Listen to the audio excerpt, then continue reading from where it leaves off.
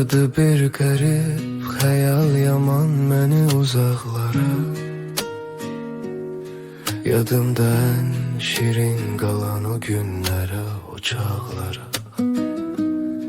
Mən olmasam da senlədir xəyalım hər qədəm başı. Məzarım üstə gəlmədin, darıxdı sinəmin daşı. Sənə əmanət eylədim gözümdən hər düşən yaşı. Nəvaziş ilə davran o yetim qalan uşaqlara.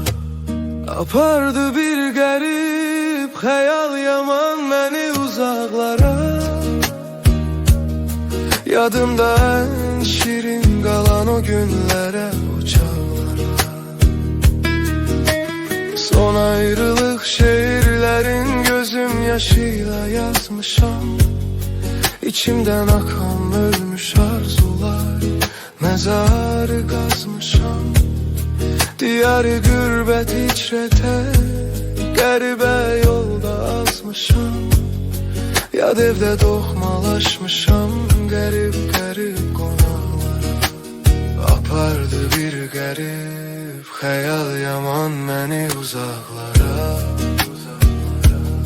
Yadımda en şirin qalan o günlərə, o çağlara.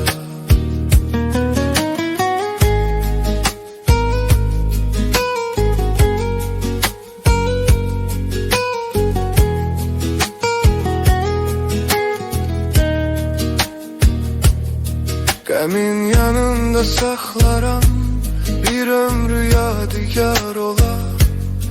O səndən etibarlıdır, çətin bir etibar olar. Sənə heyifdir göz yaşım, əlimdə ixtiyar olar. Sıxıb gözümdə saxlaram, dağıtmaram yanaqlara. Apardı bir qərib xəyal yaman məni uzaqlara. Yadımda en şirin qalan o günlərə, o çağlara.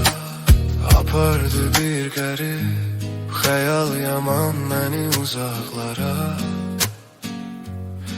Yadımda en şirin qalan o günlərə, o çağlara.